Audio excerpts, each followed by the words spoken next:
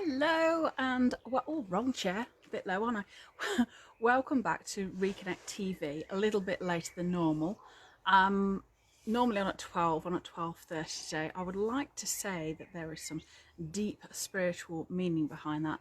It's simply because I forgot to put my watch on, and actually I also forgot to schedule the post regarding the live yesterday. So note to self there, lacking in efficiency. I think it's the lockdown. I'm used to working from home, but I'm not used to having my daughter around all the time. And the odd little thing I've noticed has slipped, even though it's been scheduled in my diary. So I really must get my act together at times. So I wanted to come on today to talk about the law of attraction. Excuse my attire as well. I'm in a new exercise regime, so I'm trying to keep cool when I'm not running around. Good news though, I've lost nearly a stone in less than 2 weeks, so that's good. Right, anyway, yeah, I wanted to come on today to talk about the law of attraction and the law of manifestation, because I see so many people struggling with it, and there's an awful lot of stuff written about it as well, and I wanted to talk about that. So if you're joining me live, if you can let me know if you're here live, if you let me know if you're watching on replay, let me know where you are. Do you practice the law of attraction? Has it been working from you? Are your results a bit hit and miss? Sometimes do you get results and other times do you not? So I'm going to be talking today about the law of attraction and manifestation, and really how it's all set up, and then more tomorrow in part 2 in my group Divine Feminine CEOs about why it's not working and what you can do about it. So today we're just going to really look more in depth at the law of attraction and manifestation. You know, how many people have read The Secret by Rhonda Byrne, and how many people follow people like Abraham Hicks? All this talk of being in the vortex, and once you step into the vortex, you know, things just happen, and you wouldn't be skeptical if you weren't in the vortex, and all this kind of stuff. And I'm not being dismissive by any stretch of the imagination of the law of manifestation and the law of attraction, but I see subtle energies. I see people's auras, I see chakras, I see energy in the landscape, I see this non-physical matrix that's behind everything, and I see how it's not working for some people. So I wanted to talk a bit about that. So firstly, I really want to talk about The Secret, not so much the Rhonda Byrne book, but The Secret of Manifestation and Attraction.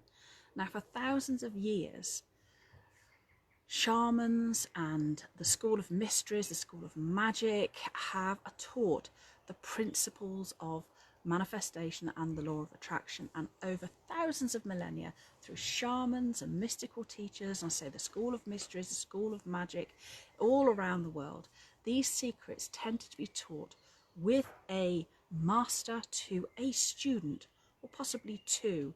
You went through all kinds of growth and expansion, changes in your energy fields, manipulation, a bit like, you know, like Reiki puts these layers on, these symbols on. Now we go through Reiki weekends, but actually traditionally these things would have been done over a long period of time to allow you to step into those energies, to grow and to develop. And it was really a long-term process, but in the last 100 years these secrets have largely become public. And we live in a fast world, so we expect instant results. I'm not saying you can't get them, but I want to explain about how the modern world has interpreted this information.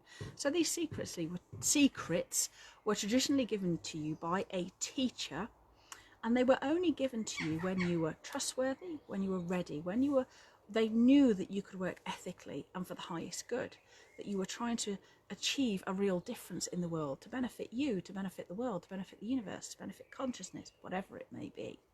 So they were given to you when you were perceived to be ready, not when you pick up a book, read it one weekend, and then just go out and start practicing it.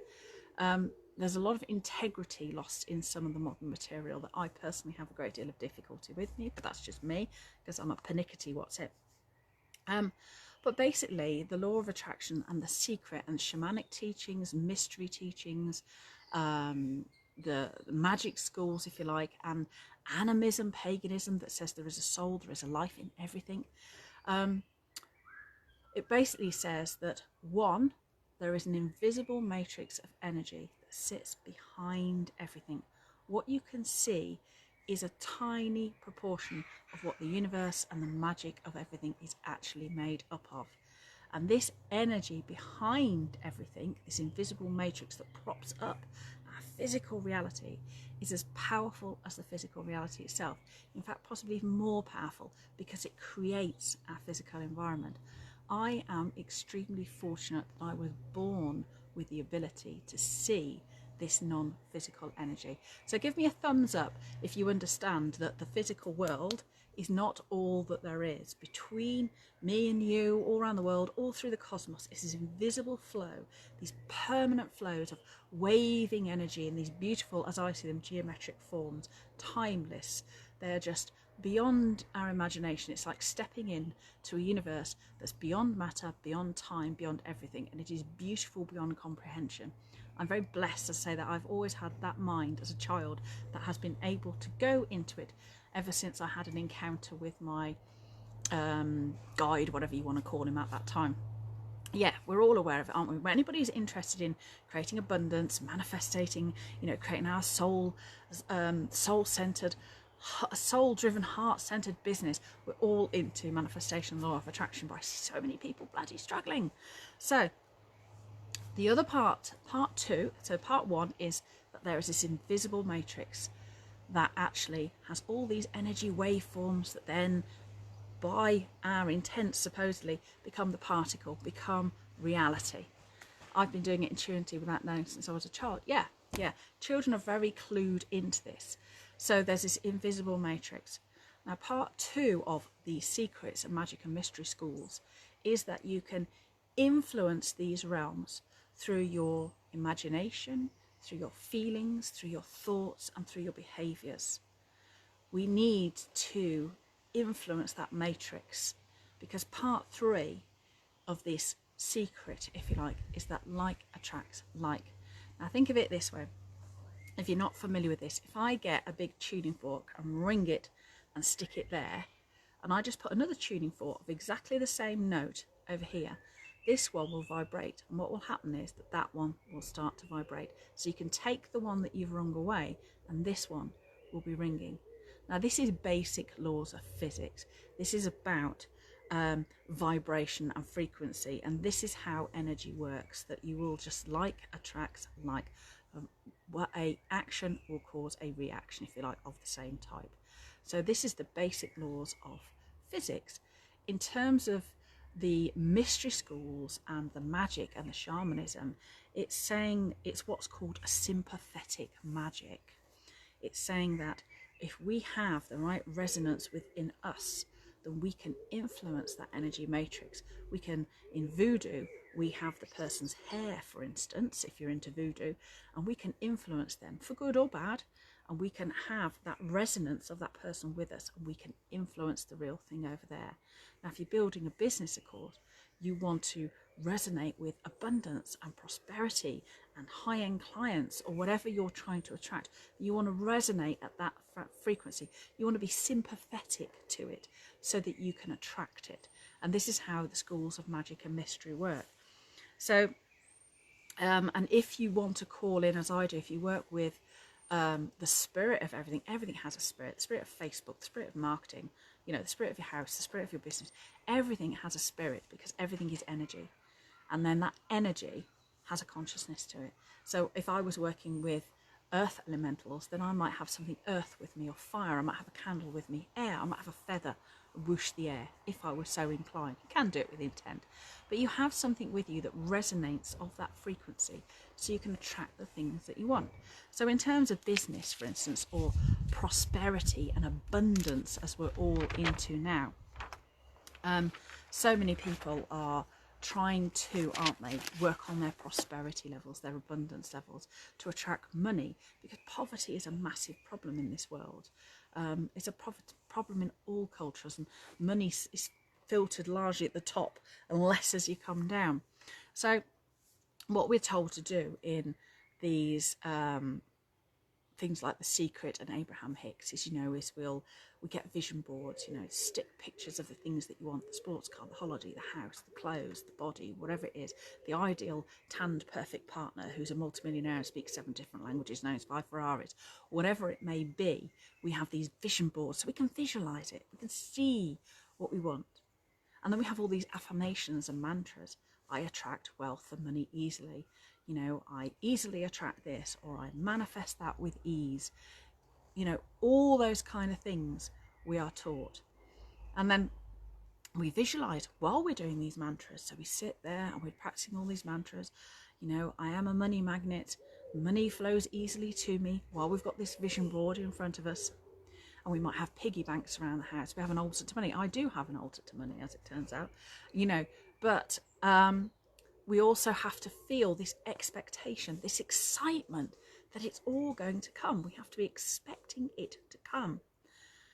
Now, this strategy is evidenced through people who have wealth and abundance and travel the world and give talks and sell books and have the perfect partner who owns 2 Ferraris, who speaks 7 languages, in their toned bodies, sipping in infinity pools, sipping their green juices, and it is embodied by these people.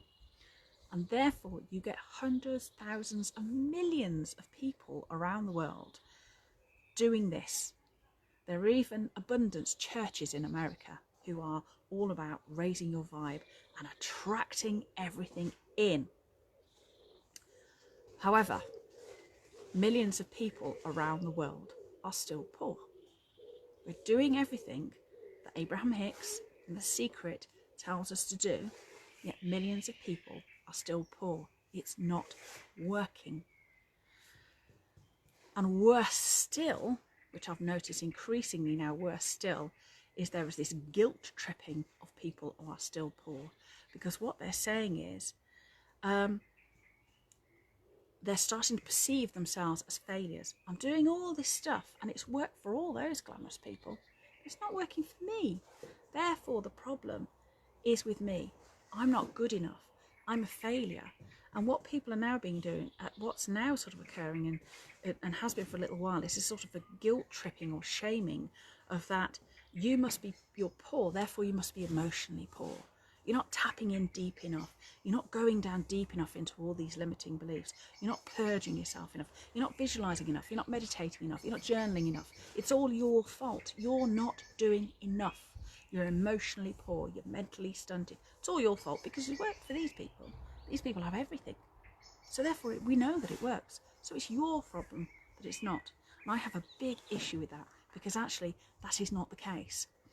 So poor folk, if you like, are now stuck in poverty, and they're also stuck in a judgment of poverty that says they have attracted poverty because they are manifesting and vibrating in poverty. So they're attracting more of it. So why does the law of attraction work for some people and not for others? And this is the really key thing. And what can you do about it? What can you do to make those shifts? Now, some of this will trigger you, and there is and we're going to be looking more at that tomorrow. But what I want to look at really again is I want to talk to you about what's actually happening. Now, there's a big part of us that sits there, isn't it? Manifesting and journaling and visioning, and we're going, yes, I can have it. I can attract abundance. I can manifest it all. But that is a tiny part of you that's doing that. That's only your conscious mind. So you imagine your mind like a big iceberg. We know that the vast majority of icebergs sit below the waterline. Now, your conscious mind is the little white peak that's peeking out into the sunshine and going, look at all this ice. I can attract abundance. I can see for miles. Lurking beneath the waterline, in this great big dark cold space, if you like, is your subconscious mind. Now, what is held in there is some of the stuff that will, some but not all, some of the things that will trip you up when it comes to manifesting and attracting. And part of it is psychological. Now, we're often told to, look at our limiting beliefs and, you know, purge ourselves and tapping. And don't get me wrong, all this does work. You know, you can tap about your limiting beliefs and your money fears and why you're not attracting and all those kind of things. But deep within our psychology, we carry dynamics that was actually touched upon by Freud and Jung and people like that, that from the minute we are conceived, as we develop in the womb, as we are born, as we are we are a young baby and a young child into early childhood, things happen to us because we can't really do anything else. So things happen to us and we simply respond. And we carry that through into adulthood. And this is deep, deep, murky subconscious stuff that you probably can't even name. You can't even identify it as a limiting belief because it's so deep. And this is just inherent in your wiring, how your neurological pathways have formed in your brain. So you can't identify it as a limiting belief because it's encapsulated in this framework of things happen to me and I just respond to them. So you can't identify that limiting belief. You know, we can work through our limiting beliefs about money, but some of these things are much, much deeper. And to be honest with you, you would need to have angelic, perfect parents for you to sit there and feel, I 100% feel I am worthy and deserving of abundance and luxury and everything else. And actually nobody's parents are like that, because nobody's parents are perfect, because everybody's parents have struggles and difficulties because they're only human. So we're sitting there going, oh, I'm so high vibe, I'm attracting abundance in our conscious mind, yeah, this is great. And then deep underneath, like some great white shark, you've got your subconscious constantly coming up and dragging you under, and there's nothing you can do about it. So you can affirm, journal, meditate till you're absolutely blue in the face, and you still won't attract the right stuff. And the second reason is a bit more spiritual. This is where we start going into the spiritual realms, is because you are a soul. Now, right now, you're having the experience of Karina or Jay, or I'm having the experience of Faye, and whoever else is watching. You're having that experience of this incarnation. But you are a soul. You're born, you have a life experience, you die. And then you incarnate again and do it all over again. If you believe in reincarnation, which I do. So your soul is having this incarnation. Sorry, just turn page and notes over so don't get lost. And as such, because you have multiple experiences of different lives, whether past, future, concurrent, whatever they may be, but you all have these, you have within you this history, this experience that is bigger than you are.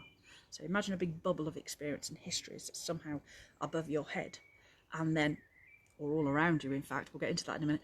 And but you here are having your experience of your life, your family upbringing, your wanting to earn more money, your situation, your life now. That is your current experience, but it's tied up with these experiences. Now, we as a soul, it's our destiny to grow. It's our destiny to become conscious and loving. So we are compassionate and loving, and we want to help other people. So we have all this within us. The good news is that we are trying to develop. So everything that happens to you is a learning, and it's helping your development. But we have all this information with you. So we have these two huge dynamics. You have this deep subconscious psychological murk from when you were young in the womb, taking in all your mother's experiences, being born, being a young child, and having to just be everything happening to you because you're only of that age. And then you have all this, your soul's experiences, bringing down your history, past lessons. It doesn't mean necessarily you have to dig really deep into those and relive them, because I think these things play out in the lessons that are coming up in your life now. So deal with what's happening in your life now as it presents itself to you, and you are removing the karma. There's no good. If I was, like I said, I always liken it to riding a bicycle. If my karma was I'm riding a bicycle and I get a puncture, and that was my lesson, and I then go off and find another bicycle and I'm having another lifetime on that bicycle and I get another puncture, and I think, oh, it's happened again. And then I go off and ride another bicycle and get another puncture, and I think, oh, something meaningful about getting these punctures now. What I don't do is have to go back to the first puncture, the bike I left a long time ago, and fix that puncture. I only have to fix the puncture of the frigging bike I'm on, and then I'm off, aren't I? Because it's the same lesson. So you don't have to keep churning up your murky past. Deal with what's in front of you, because the lesson is inherent in that. So you have these two huge dynamics of this young stuff and your soul stuff that's really coming in. Oh, I'm glad that, Karina. I'm glad it's resonating with you. Sometimes I think maybe I'm too deep. Anyway,